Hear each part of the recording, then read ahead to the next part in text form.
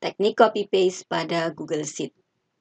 Ada 3 cara menggandakan atau memindahkan data pada Google Sheet. Yang pertama adalah move.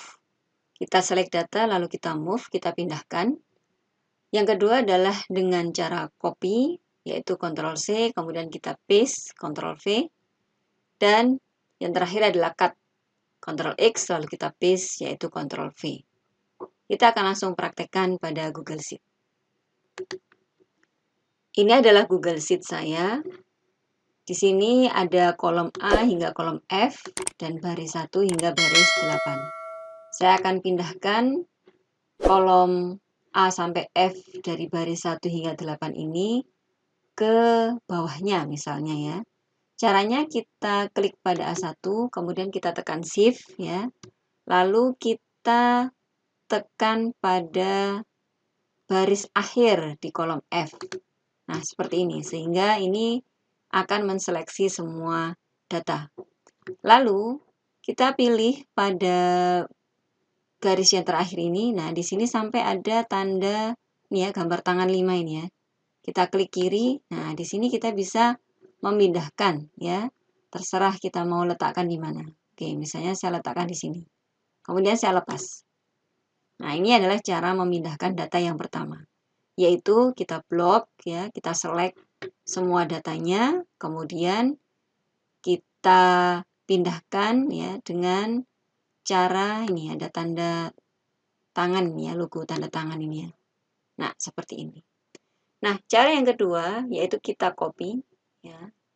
Klik kanan copy atau ya, kita lakukan Ctrl C. Nah, sehingga terseleksi seperti ini, baru kemudian kita letakkan di sini Ctrl V. Nah, karena ini fungsi copy, maka datanya akhirnya ada 2. Berbeda dengan fungsi cut ya. Kalau fungsi cut kita blok sama seperti ini, kemudian kita tekan klik kanan cut ya atau Ctrl X. Oke, saya akan praktekkan Ctrl X, Ctrl dan X. Nah, terseleksi sama ya seperti halnya copy. Kemudian saya mau letakkan di sini, saya tekan Ctrl V. Maka data yang sebelumnya akan tercut ya. Jadi hilang ya. Kalau copy masih ada karena digandakan.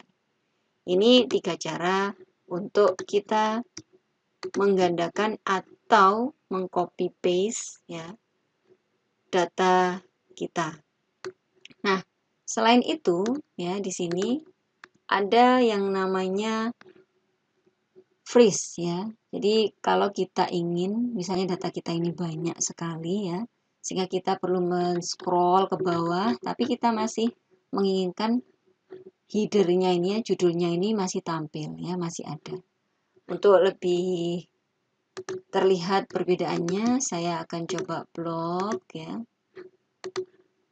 Kemudian saya rata tengah ya, dan saya beri warna yang berbeda seperti ini. Oke, misalnya seperti ini ya. Nanti kita akan lihat bagaimana header-nya ini, judulnya ini tetap berada di sini meskipun kita scroll. Nah, kalau kita seperti ini kan hilang ya datanya. Tapi kita ingin memunculkan hanya header-nya saja. Caranya adalah dengan membuat freeze. Pada menu view, kemudian di sini ada freeze. Nah, di sini saya ingin memfreeze. Freeze itu kan beku ya. Jadi tetap berada di situ. Kalau di scroll dia tidak hilang. Yang saya inginkan adalah row ya, barisnya, yaitu baris pertama. Nah, di sini nanti akan muncul tanda seperti ini. Jadi kalau saya scroll, judulnya tetap ya, tetap seperti ini. Bagaimana jika juga barisnya, maksud saya kolomnya juga menjadi freeze yang ada di sini? Maka saya akan tambahkan di sini ada menu view, freeze. Nah, di sini kolom, satu kolom saja. Nah, maka untuk kolom juga akan freeze. Oke, di sini saya akan juga warnai yang sama ya. Misalnya seperti ini. Oke, saya coba untuk baris. Nah, seperti ini ya, kolomnya tetap ya. Nah, kolomnya juga tetap, barisnya juga tetap kalau kita geser pada baris ataupun pada kolom. Ya. Ini berfungsi jika data kita banyak, sedangkan kita ingin mengetahui kita scroll gitu ya ke bawah berdasarkan baris ataukah berdasarkan kolom. Kalau kita ingin menghilangkan freeze-nya, kita tinggal nonaktifkan saja freeze-nya. Berarti di sini no rows ya, dan juga no column. Nah, seperti ini. Nah, sehingga freeze-nya tidak berlaku. Untuk shortcut freeze juga bisa kita gunakan seperti ini.